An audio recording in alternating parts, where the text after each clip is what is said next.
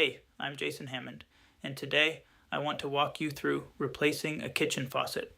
Not the whole job, but the teaser version. Enough that you can decide whether this is a Saturday afternoon for you or whether it's a plumber call. Here's the scene.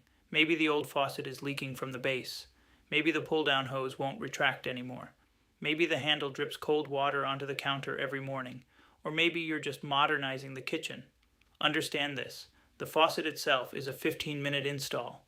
What makes this an afternoon job is everything it shares space with.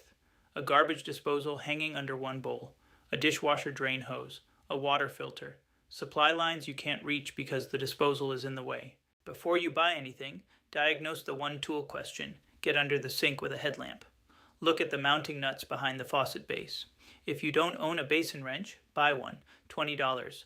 A regular wrench will not reach those nuts past the disposal, and nothing else will either. Here's what the job actually looks like. You shut off the hot and cold under the sink. You disconnect the supply lines into a bucket. You disconnect the side sprayer hose if you have one. You use the basin wrench on the mounting nuts behind the disposal. 10 minutes of penetrating oil if they're seized. You lift the old faucet straight up and out. You scrape the sink deck clean with a plastic scraper. You drop the new faucet in, line it up straight, and snug the mounting nut. You thread the pull-down hose down through the faucet body. You clip the counterweight at the position the manufacturer specifies, about 2 feet down, hanging free. You test the retract by hand before water is connected.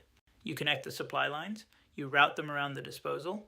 You flush the lines for 30 seconds without the aerator on, then screw it in. The mistakes that double this job, starting with a cabinet full of cleaning supplies and knocking them all over, hanging the counterweight at the wrong position so the spray head won't retract, cranking the plastic mounting nut until the deck plate cracks, skipping the aerator flush, which clogs the faucet in a month, and buying a supply line that's the wrong length. And one more thing. If you pull the old faucet and the cabinet bottom is soft, dark, or crumbling, stop. That's a previous leak that's been damaging the cabinet for a long time. Fix the cabinet before you install. The guide tells you exactly when to walk away.